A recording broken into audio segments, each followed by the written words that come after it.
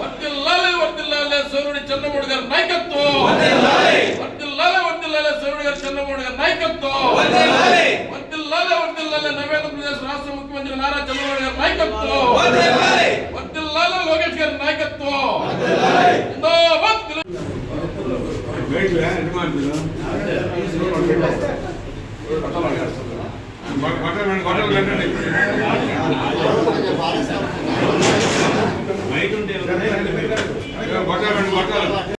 ఈరోజు పత్రికా మరియు ఎలక్ట్రానిక్ మీడియా సమావేశం జరగడానికి కారణం ఈ రాష్ట్రంలో ముఖ్యంగా మన జిల్లాలో రాజకీయాలు చెడు సాంప్రదాయానికి తీసుకొచ్చే పరిస్థితి వచ్చింది. మన జిల్లాలో ఉన్నటువంటి ఒక వ్యక్తి కాకాని గోవర్ధన్ రెడ్డి మాజీ మంత్రిగా పనిచేసి జిల్లా పరిషత్ చైర్మన్గా పనిచేసి ఈరోజు అతను వాడుతున్నట్టు భాష చూస్తే అది చాలా అసలు ఆయన పీహెచ్డీ చేశాను అంటున్నారు. నీ చదువు ఎందుకు సంఖ్య నాకనా అంటున్నా నేను. నువ్వు మాట్లాడే మాటలేంది ఏంది? అదే బతుకంటాడు. బతుకని మా ఎమ్మెల్యే గారి అబ్బాయిని అంటున్నాడు. బతుకంటే అసలు నీవు ఆయన మీద 1000 కోట్లు నీకు ఆస్తున్నాయని చెప్పి పెట్టి ఆయన రిటర్న్ కేసు పెడితే పరారయ్యి ఊర్లు వదిలేసి జిల్లా వదిలేసి రాష్ట్రం వదిలేసి సుప్రీంకోర్టు పోయి బెయిల్ ఇచ్చుకునే వ్యక్తి నువ్వు. మొన్న నేను ఎక్కడే పోలేదు అని చెప్పి హైదరాబాద్ పూట ఒకటి పెట్టేసేసి అడ్రస్ లేకుండా 50 రోజులు అక్కడ లేకుండా నువ్వు అండర్ గ్రౌండ్ చేసేసి మసాజ్ సెంటర్ పోయి చేరిన కర్ణాటకలో నువ్వు ఆ బతుకు గురించి మాట్లాడేది నీది ఒక బతుక. ఈరోజు చంద్రమోహన్ రెడ్డి గురించి మాట్లాడతావా? ఈరోజు నువ్వు ఏం చేస్తున్నావంటే చంద్రమోహన్ రెడ్డి ఈరోజు ఎక్కడ లేని విధంగా సిఎస్ఆర్ ఫండ్స్ తీసుకొచ్చి అభివృద్ధి పరుగులు పెట్టిస్తుంటే ఆయన అంత స్పీడ్ చేస్తున్నాడు అభివృద్ధిని, నువ్వు అంత మాటలు పెంచుతున్నావు. అంటే నీ మీనింగ్ ఆయన మాటలతో ఆయన మనసుని హింసించి ఆయన అభివృద్ధి చేయకుండా ఆపే విధంగా చూస్తున్నావు. ఇది ఒక ప్రజానాయకుడిగా చేయాల్సిన వ్యక్తి చేయాల్సిన పని కాదు. ఇది ఒక అభివృద్ధి చేసే వ్యక్తిని నీకు మనసు ఉంటే అభినందించు, లేదా వదిలేసి నీ పాటకు నువ్వు ఉండు. ఇప్పుడు చూస్తే నీ మోసాలు నీ పాపాలు నువ్వు చేసిన గతంలో చేసిన పాపాల వల్ల నువ్వు ఓడిపోయి ఇంట్లో కూర్చొని మూల ఉండకుండా ఈరోజు ఓడిపోయినాము అధికారం లేదని చెప్పి ఆ తాపత్రయం తట్టుకోలేక ఈరోజు చంద్రబాబు గారి మీద రాష్ట్ర ముఖ్యమంత్రి చంద్రబాబు నాయుడు మీద మాట్లాడుతున్నావు. చంద్రబాబు గారిని ఏమంటావు? దరిద్రుడు అంటావు. మళ్ళీ నువ్వే ఎటకారంగా దరిద్రుడు అంటావు. అసలు నీకు మా నోరు ఎట్ట వస్తుంది నాకు అర్థం కావట్లేదు. రాష్ట్ర ముఖ్యమంత్రి బట్టి మాట్లాడటం ఈ పద్ధతి మార్చుకో గోవర్ధన్ రెడ్డి. ఇప్పుడు ఒకటే గుర్తు పెట్టుకో, ఇక మాకు సహనం నశించిపోయింది. మా హైకమాండ్ కానీ మా నాయకులు చంద్రమోహన్ రెడ్డి గారు చెప్పినా కూడా మేము వినే ప్రసక్తే లేదు. నీకు మళ్ళీ తెలియజేస్తున్నాం. నువ్వు ఇంకా గ్రామాల్లో మండలాలు తిరిగే పరిస్థితులు లేకుండా చేస్తాం. నువ్వు వస్తే ఈ వీధులు అడ్డుకుంటాం. నీ ఎక్కడ ఒక తిరగనికుండా నీ ప్రోగ్రాంలు కూడా జరగనికుండా ఆపే పరిస్థితి వచ్చేసింది. ఇక మేము డిసైడ్ అయిపోయినాం. మా సహనం నశించిపోయింది. నీకు ఇదే ఫైనల్ వార్నింగ్ అని చెప్పి తెలియజేసుకుంటూ ఈరోజు సమావేశం కూర్చుంటే అందరూ కూడా నాయకులు కార్యకర్తలు అందరూ కూడా ధన్యవాదాలు తెలియజేసుకుంటాం. పార్టీ నాయకులకి అందరికి కూడా నమస్కారాలు, పత్రికా విలేకరులకు కూడా నమస్కారం, శుభాశీస్సులు ఇస్తున్న వాళ్ళందరూ కూడా. ఈ ఉద్దేశం ముఖ్యంగా ఈరోజు ప్రస్తుతానికి ముఖ్యం చేసిందంటే మన సర్వేపల్లి నియోజకవర్గంలో భాషకు కూడా విపరీతంగా ఆయన మాట్లాడుతున్నాడు. ఆయన అసలు ఏం చదువుకున్నాడో మాకు అర్థం కావడంగా ఎంఏ చదివాను అంటాడు, ఇంకొకటి అంటాడు, జిల్లా పరిషత్ చైర్మన్ చేశాడు అంటాడు, ఎమ్మెల్యేగా చేసి మంత్రిగా చేసి ఇటువంటి దగులుబాజీ మాటలు ఎంతవరకు కరెక్ట్? ఈరోజు సభ్య సమాజం సిగ్గుతో తలదించుకుంటా ఉంది. ఏంది ఒక మాజీ ఎమ్మెల్యే ప్రవర్తించే తీరాలి. అనేక సార్లు అందరూ మాట్లాడినా, మా ఎమ్మెల్యే గారు మాట్లాడినా కూడా ఆయన లెక్కలేనితనంతో ఎక్కడెక్కడ ప్రవర్తిస్తున్నాడు. అది మంచి పద్ధతి కాదు. మీ నాయకుడు ఇష్టానుసరితిగా ఆయన రాష్ట్రంలో ఆయన మాట్లాడుతున్నారు, మీరు నియోజకవర్గంలో మీరు మాట్లాడుతున్నారు. ప్రతి దగ్గర మీ బాధ ఏంటంటే తెలుగుదేశం ప్రభుత్వం వచ్చిన తర్వాత సంక్షేమ పథకాలు జరుగుతున్నాయి, రాష్ట్రంలో అమరావతి బాగా జరుగుతుంది, తర్వాత పోలవరం జరుగుతుంది. ఇవన్నీ చూస్తూ మీ నాయకుడు పై నాయకులు జీర్ణించుకోలేక అడదుద్దాగా మాట్లాడుతున్నారు.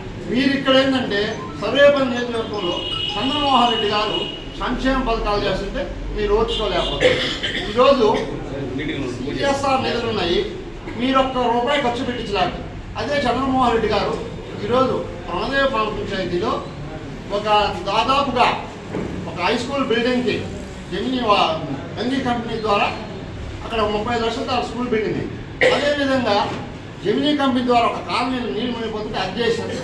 అదేవిధంగా ఒక 20 కోట్లతో సెయిల్ నిధులతో హాస్పిటల్ కట్టిస్తారు. ముత్తుకూరుకు చూస్తే అంబానీ ఇతరత్ర కంపెనీల ద్వారా ఇక్కడ ఒక 7 కోట్ల రూపాయలతో పనులు జరుగుతాయి. ఇవన్నీ చూసి మేము జీర్ణించుకోలేక రోజు ఏదో ఒకటి మాట్లాడడం, అసలు ఆ మాటలకి అర్థం లేదు.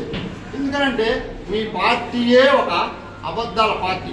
ఎందుకంటే మీ పార్టీకి పుట్టిగే అది అబద్ధాలు పుట్టి. ఎందుకంటే మీరు ఏదైనా ఎక్కడికైనా వెళ్ళి మీ పార్టీ పేరు పూర్తిగా తెలుగులో చెప్పగలుగుతున్నారా? అక్కడే మీ మోసం అర్థమవుతుంది. యువజన శ్రామిక రైతు కాంగ్రెస్ పార్టీ. కానీ మీరు ఎక్కడన్నా చెప్తున్నారా? అదే మేము మా పార్టీ పేరు తెలుగుదేశం అని ఈరోజు గర్వంగా చెప్పుకుంటాం. మీరు చెప్పడం లే. పైపెచ్చు చంద్రబాబు రెడ్డి మీద ఒక నిబద్ధత గల నాయకుడు, ఆయన ఎంత సర్వీస్ చేసినాడు ఈ సర్వేపల్లి నియోజకవర్గంలో. అనేక వీధుల్లో సిమెంట్ రోడ్లు వేయించారు, స్కూల్ బిల్డింగ్స్ కట్టించారు, ఎల్లో కాలువలు బాగా చేయించారు, మార్కెట్ కమిటీ ద్వారా పొలాలకి రైతులకు చేయించారు, ఎన్నో చేశారు. అన్ని చేసాడు కాబట్టి ఈ రోజుకి ఆయన వెంట మేమందరం కూడా ఉన్నాం. ఒక మంచి నాయకుడు కాబట్టి మీరు అట్లా సంపాదించుకోండి, కానీ మీరు అట్లా చేయకుండా ఏదో ఒకటి బురదలడం మళ్ళీ మాట్లాడటం, ఇది అసలు ఎంతవరకు కరెక్ట్? అక్కడ చూస్తే తిరుమలలో చూస్తే కల్తీ జరిగింది వాస్తవం. పువ్వు కలిపారా, ఇంకోటి కలిపారా? వాస్తవం కదా. 250 కోట్ల రూపాయలు మీరు దారి మళ్లించి చేసింది కాకుండా వ్యక్తి మాజీ మంత్రిగా చేసినటువంటి వ్యవసాయ శాఖ చేశారు కాకాడ గోవర్ధన్ రెడ్డి. ప్రజాక్షేత్రంలో ప్రజల అభీష్టం మేరకు గెలిచినటువంటి ఒక శాసనసభ్యుడిని పట్టుకొని అనరాని మాటలు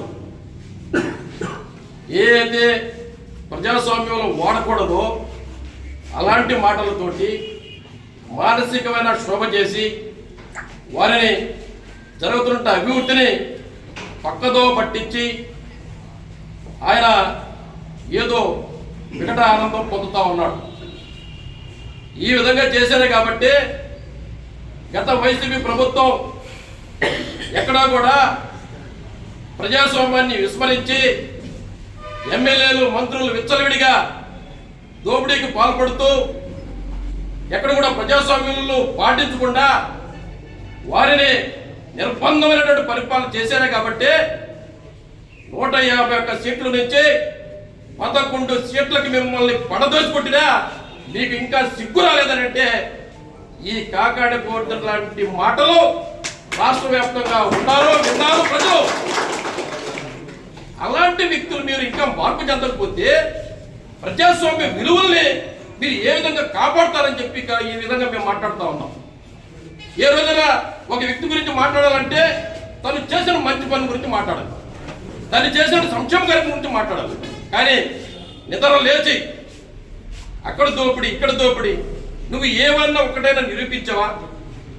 ఏదంటే గుడ్డగాల్చి మొహాలేస్తే దాన్ని అందరూ కూడా తుడుచుకొని పోతారు అనుకుంటున్నావు కాకాడ గోవర్ధన్ రెడ్డి. ఇది చాలా తప్పది.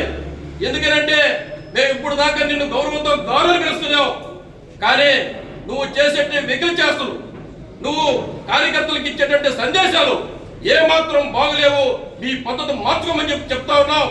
గతంలో కూడా పత్రిక సంవత్సరాలు చెప్పాం, కానీ తీరు మారడాలే. ఈ తీరు మారకపోతే ప్రజల్లో ఆగ్రహం వ్యక్తం అవుతుంది.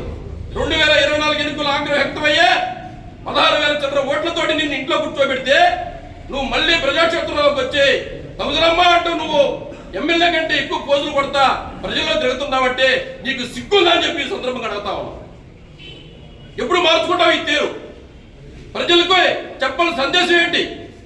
అధికార పక్షంలో ఏదైతే సూచన సలహాలు ఇచ్చి అభివృద్ధి కోసం పాటుపడేటట్టే ఎమ్మెల్యేలకి మీరు ప్రతిపక్ష నాయకుడిగా మీరు సూచన సలహాలు ఇవ్వాలి తప్ప ఇలాంటి వ్యాఖ్యలు ఏంటయ్యా?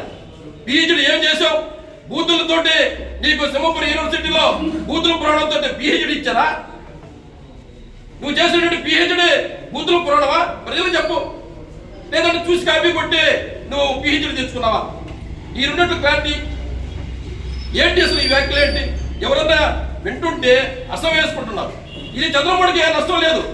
కాకాడ గోవర్ధన్ గారు మీరు గుర్తుపెట్టుకోండి, ఏ వ్యక్తి అయితే విచ్చలవిడిగా చెప్తాడో ఆ వ్యక్తిని సమాజం విలువేస్తుంది. ఏ వ్యక్తి వినయపూర్వకంగా దాన్ని స్వీకరించి తను చంద్రబాబు గారు కూడా ఒకటి చెప్పారు, ఇన్ని తిడుతున్నా కూడా నేను భరాయించుకుంటున్నాను నేను అని అతని కర్మకథనే వదిలేస్తున్నానని చెప్పి అనేక సందర్భాలు చెప్పాడు. కానీ అది ఒక ఉన్నతమైన వ్యక్తి లక్షణం.